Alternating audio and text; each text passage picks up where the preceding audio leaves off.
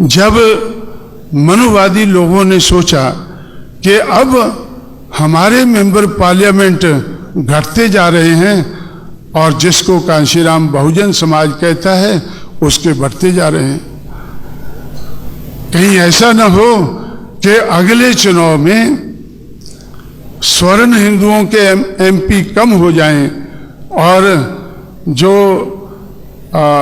जिनको कांशीराम बहुजन कहता है तो उनके कहीं 50% से ज़्यादा ना हो जाए। इसलिए उन्होंने प्लान बनाया, कांग्रेस, बीजेपी और सीपीएम, सीपीआई, कांग्रेस और बीजेपी, इन चारों पार्टियों ने मिलकर प्लान बनाया कि महिला आरक्षण होना चाहिए, महिला के लिए आरक्षण होना चाहिए और 33% और 1/3 महिलाएं तो मेंबर पार्लियामेंट होनी चाहिए। हमने इसके ऊपर गौर किया कि महिलाएं आज कितनी हैं पार्लियामेंट में, महिलाएं कितनी हैं? 2 ओबीसी की हैं। इस लोकसभा में 2 महिलाएं ओबीसी की हैं, 4 शेड्यूल कास्ट की हैं और 33 हाई कास्ट की हैं। 33 महिलाएं हाई कास्ट की हैं और 4 शेड्यूल कास्ट की हैं और 2 ओबीसी की हैं। जिनकी संख्या 52% है, उनके आहिस्ता आहिस्ता एमपी तो बढ़ते जा रहे हैं और एमएलए भी बढ़ते जा रहे हैं, लेकिन महिलाएं उनकी अभी भी बहुत बैकवर्ड हैं, बहुत पीछे हैं। तो इससे हमने सबक सीखकर सोचा कि इन लोगों का प्लान क्या है कि अगर ऊंची जाति के पुरुष अगर मेजॉरिटी में नहीं रहते हैं, पुरुष और महिलाएं मिलकर इनको मेजॉरिटी में रहना चाहिए। अगर आने वाले लंबे समय तक नहीं तो कम से कम 4-5 चुनाव तक तो इनको मेजॉरिटी में रहना चाहिए।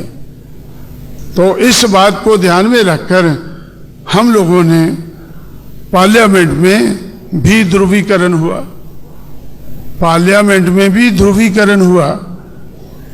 कौन हुआ? उसका विरोध करने के लिए लोकसभा के वेल में तो 3 एक्स चीफ मिनिस्टर खड़े हो गए जाके। एक उत्तर प्रदेश की एक्स चीफ मिनिस्टर मायावती, वो बीएसपी की तरफ से खड़ी होगी, और उत्तर प्रदेश का ex chief minister Mulayam Singh Yadav, वो अपनी पार्टी की तरफ से खड़ा हो गया, और बिहार का ex chief minister Lalu Yadav, ये तीनों जाकर पार्लियामेंट के वेल में खड़े हो गए कि हम इस बिल को पास नहीं होने देंगे। ये एक साजिश है हाई कास्ट की मेजॉरिटी रखने के लिए, ये एक साजिश है। इस साजिश को हम कामयाब नहीं होने देंगे। महिलाओं का आरक्षण हमें मंजूर है, लेकिन जो 33% महिलाएं होंगी उसमें से 85% बहुजन समाज की होनी चाहिए। अगर 100 में से 33 महिलाएं इस लोकसभा में आती हैं तो उनमें 33 का 85% करके हमारे लिए भी आरक्षण कर दो।